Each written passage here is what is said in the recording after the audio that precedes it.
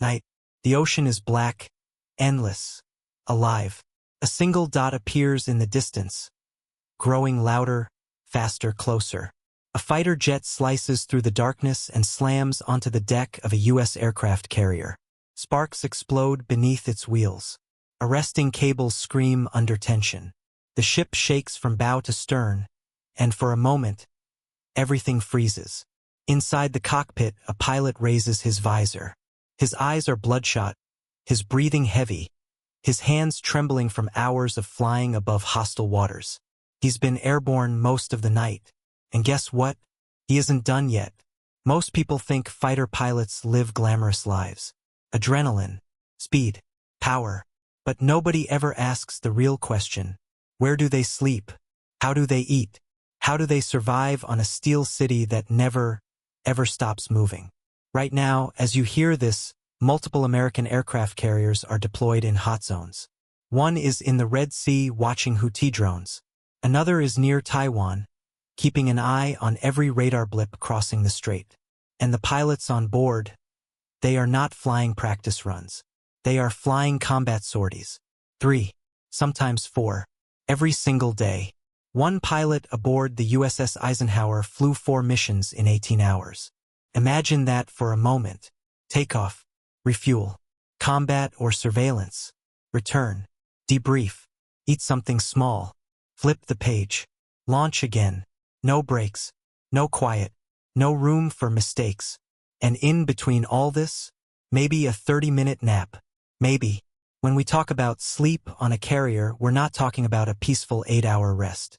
We're talking about survival sleep, strategic sleep, grab it before it disappears sleep. You collapse into your rack still wearing half your flight gear. Boots on, harness half undone, helmet on the floor. And even when you close your eyes, your brain refuses to slow down. Because out here, danger doesn't sleep. The ocean doesn't sleep. And neither do the pilots guarding it. One alarm, one radar contact, one drone entering the screen, and the calm you were begging for is gone. But to understand why life out here is so intense, you need to understand the place these pilots call home. A U.S. aircraft carrier isn't a ship. It's a floating battlefield. A steel city of 5,000 people, all packed into one nuclear-powered machine. On top, the flight deck is chaos in motion. Jet blast, steam, smoke, alarms, commands, and colored shirts sprinting through danger zones where one wrong step can kill you. Below is a maze. Narrow, metallic hallways. Steel ladders that echo with every bootstep. Watertight doors that slam shut every hour. Pipes above your head, pipes beneath your feet, pipes behind every wall. The entire ship feels alive, humming, vibrating, pulsing with energy. And inside the steel labyrinth, pilots live too. Their rooms, if you can even call them rooms, are small staterooms shared by 2 or 4 people. Slightly better than the open berthing decks where dozens of sailors sleep on top of each other. But still tight. You can sit up in your bunk, but not by much. A small locker for gear, a shelf for essentials, curtain if you're lucky, privacy, forget it. But that's the thing. On carriers, you don't need privacy. You need sleep, and sleep is rare. You don't choose when to sleep. The schedule chooses for you. If you flew at night, you sleep during the day. If you flew 2 missions at dawn, you sleep at noon. If you land shaking after a high-stress night trap, you lie down at 3 p.m. and hope the room stays quiet for at least 15 minutes. But the ship, it doesn't care. The carrier is always alive. The engines rumble like a beast below your feet. Jets thunder overhead. Elevators move aircraft between decks. Every landing shakes the walls. Every announcement from the 1MC blasts through the corridors like a hammer on metal. And then, the worst one, General Quarters. General Quarters. All hands. Man your battle stations. Instant wake-up. Instant adrenaline. Instant chaos. Here's something most people don't know. According to the Navy, after 18 hours awake, a pilot's performance drops to the same level as someone with a 0.05% blood alcohol level. Slower reaction time. Slower judgment. Slower everything. Now imagine flying an F/A-18 at 700 miles per hour. while your brain is begging you to shut down. That's why pilots train to sleep fast, to switch off their minds like flipping a switch, to recover in minutes, not hours. It's a skill, a survival tool, a requirement, and after sleep comes something else, fuel. Food, the lifeline. Carrier food isn't fancy, but it's fuel. Breakfast, lunch, dinner, and something special called midrats, midnight rations, eggs, sausages, pasta, soup, rice, comfort food at strange hours. You grab what you can, swallow it quickly, and keep moving. Pilot favorites? The soft-serve ice cream machine, a legendary. Chili Mac, surprisingly elite. Pop-Tarts, extinct after one day unless you grab them early. Most pilots stash snacks in their racks. Granola bars, caffeine gum, instant coffee, because when the schedule hits hard, every minute matters. But even food can't fix the mental load. Flying a jet is stressful. Flying a jet off a moving ship is terrifying. Flying a jet in a combat zone on 3 hours of sleep? That's something else entirely.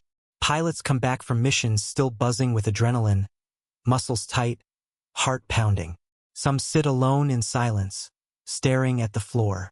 Some journal their thoughts to clear their minds. Some put on headphones and play a song that reminds them of home. Some visit the flight surgeon for a check-in, a quiet conversation behind a closed door. The gym helps too. The small weights, mats, a few machines, but it's therapy. A place to sweat out stress, to feel human again. But the clock keeps ticking. Your next mission is always coming. Your next alert is always near. Your next launch, inevitable.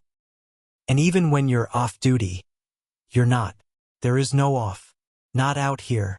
Thankfully, technology is catching up. The newest Ford-class carriers have better insulation, quieter rooms, and LED lights that simulate sunrise and sunset. Pilots use smart earplugs that block noise but still let through alarms. White noise generators, red night lights, sleep masks, melatonin, wearable trackers that warn you when you're pushing too far. Some carriers even talk about installing nap pods, capsules for 20-minute emergency recharges. Nothing fancy, just functional. Because in this world, a rested pilot is not a luxury. It's safety. It's survival. And all of this comes from training. From day one, pilots are trained to operate under fatigue. They fly simulators without sleep. Instructors test their reactions under stress. They learn crew resource management, how to trust their wingmen, how to communicate clearly, how to admit when fatigue is winning. This isn't about ego. This is about keeping people alive. At Mach 1.5, there is zero room for pride. And after everything, the noise, the pressure, the sleep deprivation, it comes down to this. We see fighter jets launch into the sky and think, damn, that looks powerful. But behind every jet is a human being. Sweating, exhausted, running on adrenaline and 20-minute naps. Living in a steel box miles from home. Flying missions where one mistake could end everything. So the next time you see a jet scream off a carrier deck, remember this. That pilot probably crawled into his narrow rack just hours ago. Heart still racing from his last mission, hoping for even 2 hours of real sleep before the next briefing. Life on a carrier isn't comfortable. It isn't peaceful. It isn't easy. But it matters. And the people who live it are built differently. The ocean never sleeps. And neither do the guardians who fly above it.